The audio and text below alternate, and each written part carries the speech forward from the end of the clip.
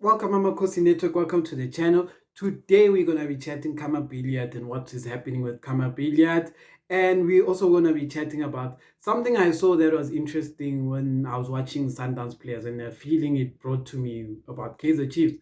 So that's what we're gonna be chatting about today. But before we get into it, please like, subscribe, and comment, guys. Oh, the views are so low, guys. I'm at February. It's the month of lovers. Love the channel, man. Click subscribe, man. Come on. So yeah, let's get into it, guys. Please like, comment, and subscribe. And thank you to those who support the channel. Thank you, thank you, thank you.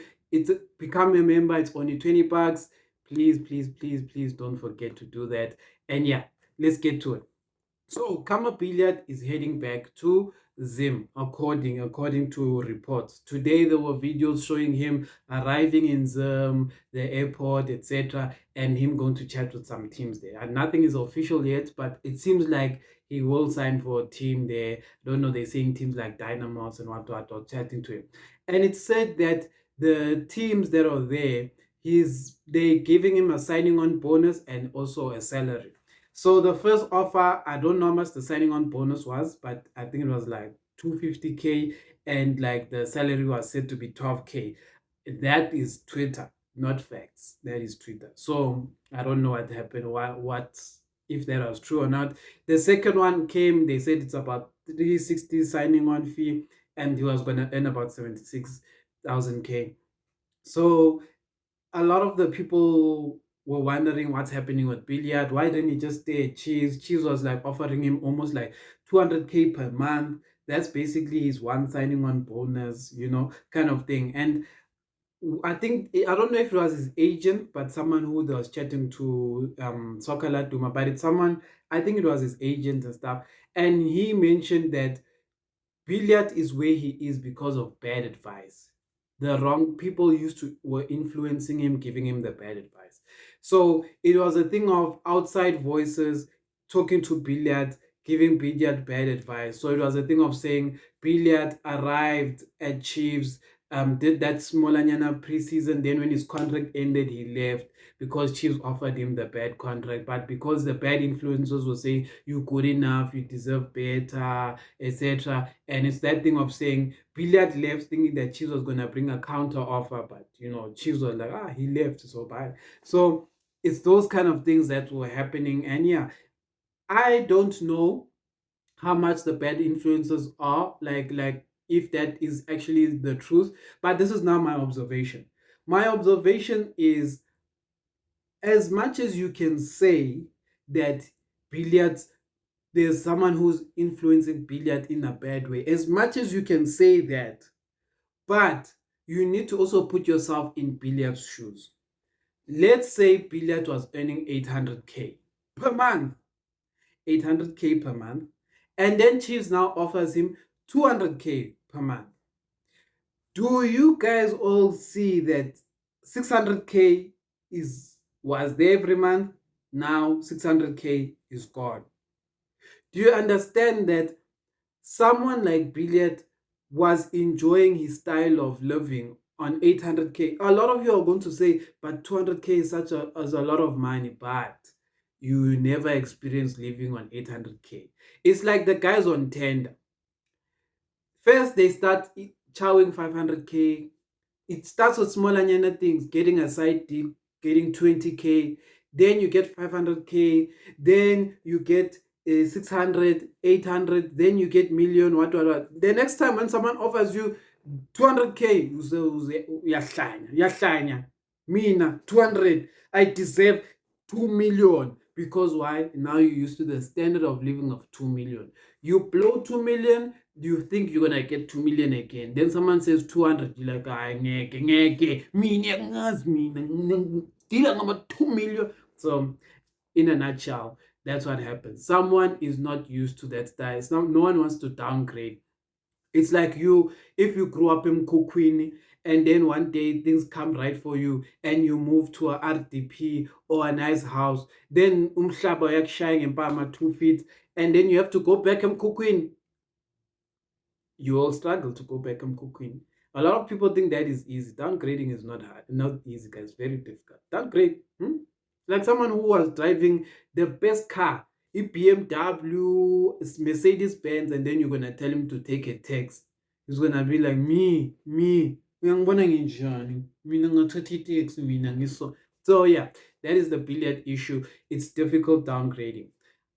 But it's weird for me for the Billiat because I don't I wanna understand why he chose Zim when PSL teams have way more money. I was listening to a podcast with Gavin Hunt yesterday. Actually, this morning I was listening to it, but it was posted yesterday with Peter Detroit. It's a good podcast, guys. Please go listen to it. Remember, always subscribe to as much South African content as possible. Please, please, please. So, YouTube, subscribe. But anyway, the Gavin Hunt said Billiat was training at Supersport, right? But at the time, Gavin Hunt was not with Supersport. He was away. I think he was doing CAF licenses or something like that. So he was not at Supersport. But Billiat was training with Supersport. Then when Gavin Hunt arrived and asked, where's Billiat so he can continue his assessment, the team was like, Billiat is gone. So Billiat didn't go and trial with Supersport. He trained with them, but eventually he did not trial for Gavin Hunt. And what Gavin Hunt said in this interview is that Supersport will not sign a player unless Gavin Hunt signs that player off. Something that Chiefs does not have. Gavin Hunt said there will never be a time where a player will arrive at training and he has not signed that player off to say, yeah, sharp, sign that player. Gavin Hunt says he wants to assess that player himself before Supersport signs that player. And that we all know doesn't happen at Chiefs. We know with Stuart Baxter, he used to complain that Bobby and them was signing players that he didn't need. For example, one thing that frustrated Gavin Stuart Baxter at Kaizer Chiefs was when Bobby sold Kingston and Carter to SuperSport, and Stuart Baxter went crazy and said he does not understand why. You know, another example, when Arthur Zwane was playing with Blom, he loved Blom. Arthur Zwane was let me put it to you this way. Arthur Zwane was going to finish top 3 if Blom was still in the Kaizer Chiefs team. Chiefs didn't re-sign Blom. What happened? Arthur Zwane, after that, tank. Chiefs went downwards because the loss of Blom was too big. So that is what you have to deal with at Chiefs, is that the management will make decisions for you as the coach, for your squad. You can say, I want Blom to say sign him on the contract because Blom still wanted to stay at Chiefs. And if Abo Bobby Mutang say no, we're not signing him, what can you do? So that is what we have to deal with Kaizer Chiefs currently. I wish Billiard all the best in Zim and all of his journeys.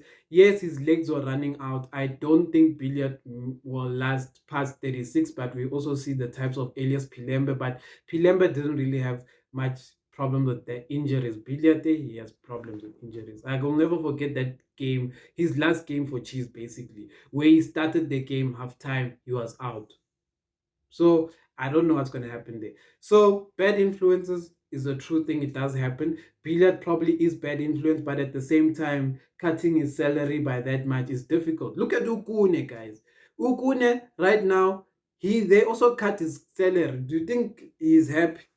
Why do you think he comes to training or allegedly go to Yapuza and all of those things? Unhappiness, guys. You know, when your player gets to a point where they feel like they're not being respected for all they've done for someone. Next player on the chopping block is Keegan Dolly. Keegan Dolly with his big contract now in June, I think it's expiring. Zokal. With him being so overweight, I don't want to say overweight, but I know he's not in shape. This is Zokala. Zokala strong. So be ready to even possibly losing Dolly. And if we lose Dolly, I don't know. But I feel we have bigger problems than that. We need to get a coach. Like losing about Dolly and stuff like it will be bad, but what solves Cheese's problems is coaching. What I wanted to say about Sundowns is the fact that I was watching highlights of that Esco Watwat that they signed and Dutashrik Matthews. And all I can say is that I miss the times when Chiefs gave me that excitement of watching a new player. Because I don't watch Tashrik Matthews and this Esquire because they play for Sundowns. I watch them to just see how good they are, because that's what interests me in someone who loves soccer. I want to see how good. So, for example, when Allende came, I was curious to see how good this guy is, and we see what it is. This Esquire guy, it's dangerous. And then I saw Tashrik Matthews. He gives Nazir vibes, like how Nazir. If you've pictured, if you've seen how Nazir plays, Tashrik Matthews is basically another Nazir, but from midfield. Meaning what Sundowns with Tashrik Matthews has basically found the Themba Zwane replacement. Remember when I say this, Sundowns with Tashrik Matthews has basically found the Themba Zwane replacement. Hey, yo, yo, I know. So that's all I have for today. And yeah, I'm a for life.